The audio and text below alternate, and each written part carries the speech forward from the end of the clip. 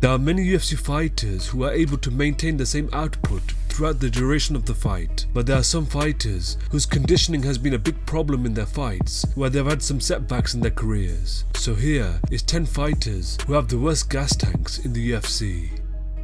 Number 10. Ovin St. Preux is a top heavyweight fighter who possesses crazy power in the weight class. Whenever OSP fights, he likes to remain patient and waits for his opportunities. But once he is pressured, he starts to throw heavy strikes and starts to slow down over the rounds. His conditioning has truly been tested against wrestlers, in which he is constantly trying to get back to his feet. The grueling takedowns by his opponents makes it very difficult for him to keep the same pace over the rounds, which has a big impact on his performance. Apart from that, he is a dangerous fight for anybody and has the ability to finish any fighter on any given day. Number 9. Klaudia Goodell is a top strawweight fighter whose grappling skills have helped her defeat some of the best fighters in the weight class. Although her game is very well rounded, she has struggled to maintain the same pace for all 5 rounds. This was seen when she faced Joanna Jędrzejczyk for the second time at the Ultimate Fighter 23 finale. She started off very strong and was able to use her grappling to tie Joanna Jędrzejczyk up, where she was doing very well for the first half of the fight. However, in the third round, there were huge signs of her slowing down, as she was just a sitting target for Joanna Jędrzejczyk's offensive striking. After the 5 rounds, the unanimous decision was given to Joanna Jędrzejczyk. Klaudia Goodell's conditioning has been a massive issue in her winning the UFC title, where hopefully she is able to come back better than ever. Number 8. Lando Vannata is a top lightweight fighter who fights at a very high pace each time he steps inside the octagon, which involves him throwing flashy kicks and different combinations to attack his opponent. These fancy moves require a lot of energy, which has affected his performance. As the fight progresses, he has gassed himself out in his recent fights. A good example of this is when he faced David Teymur at UFC 209. He started the fight fast and threw a number of different unorthodox strikes, but slowly started to fade, which resulted in him losing the fight by unanimous decision. He later mentioned that his conditioning is something that he needs to work on and needs to fix it immediately. He's still young in his UFC career. We have so much time to develop into a complete mixed martial artist.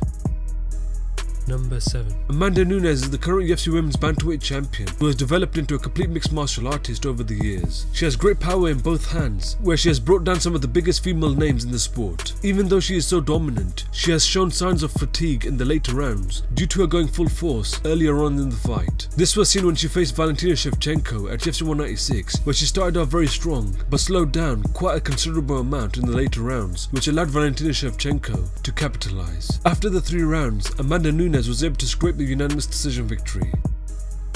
Number 6. Yoel Romero is highly known for his explosive power, who has finished high-level fighters in a very scary manner. His big muscular physique has helped him implement his game plan very well, but having big muscles can also be a massive downside. We have seen in his fights that he slowly starts to fatigue and slow down in the later rounds. This was seen when he faced Robert Whittaker at UFC 213, where in the fight, he had used all of his energy trying to take Robert Whittaker down, but was unsuccessful in keeping him down. From the 3rd round onwards, Yoel Romero started to slow down quite drastically, which allowed Robert Whittaker to pick up the pace and to land more significant strikes. After the 5 rounds, the unanimous decision was given to Robert Whittaker, who capitalized on Yoel Romero's conditioning to get the victory. Yoel Romero is a world-class fighter who at the age of 40 is competing at the highest level against elite competition. Number 5.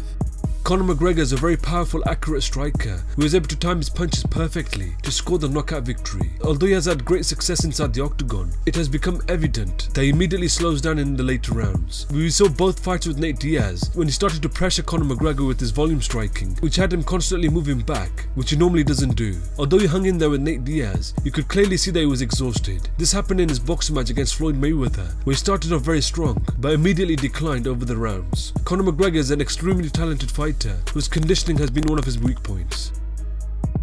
Number 4. Derek Lewis is one of the most violent knockout artists in the heavyweight division, who has slowly been rising up the rankings. In his fights, he likes to stalk his opponents before unloading a barrage of heavy strikes, trying to finish his opponent. Derek Lewis normally likes to come full force at his opponents, trying to get a quick finish, but this approach has left him having nothing left in the tank. If his opponents are able to nullify his brute strength by holding him up against the fence or taking the fight to the ground, we start to see Derek Lewis start to slow down, where he becomes very limited in his movements. Derek Lewis's weakness is his conditioning, where if he is able to rectify it, he will definitely be a force to be reckoned with in the heavyweight division.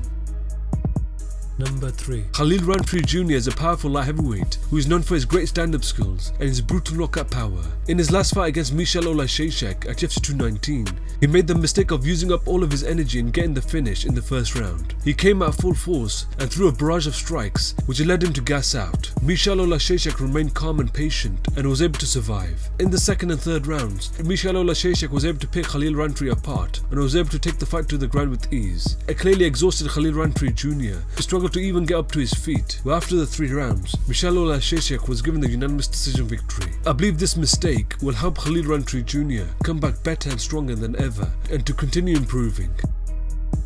Number 2. Francis Ngannou is one of the most scariest knockout artists in the heavyweight division, whose wins have come by violent finishes. He earned his title shot after viciously knocking out Alistair Overeem with a vicious uppercut from hell at UFC 218, shocking the world. He next faced UFC heavyweight champion Stipe Miocic at UFC 220, where in the fight, Francis Ngannou came out all guns blazing, trying to take out Stipe Miocic's head off. Although he landed some good shots, Stipe Miocic was able to secure many takedowns during the course of the 5 rounds, which led to Francis Ngannou gassing out. The grueling wrestling of Stipe Miocic overwhelmed Francis Ngannou, where he had trouble standing up. After the 5 rounds, the unanimous decision was given to Stipe Miocic. I believe this loss has shown Francis Ngannou what he needs to work on and will definitely be back stronger than ever. Number 1. Hector Lombard has been known for his lightning fast hands and his explosive movement. He likes to blitz his opponents with strikes, where he tries his best to get a quick finish. His pressure forward fighting style requires a lot of energy, which has led him to gas out in the later rounds. A good example of this is when he faced Neil Magny at UFC Fight Night 85, where he started off very strong and almost had the finish in the first round, but couldn't end the fight. In the second and third rounds, we could see that Hector Lombard was exhausted and was just a sitting target. Neil Magny was able to pick up the pace and finish the fight on the ground by TKO in the third round. Hector Lombard's aggressive fighting style involves him using a lot of energy and requires great conditioning to maintain the level of output inside the octagon.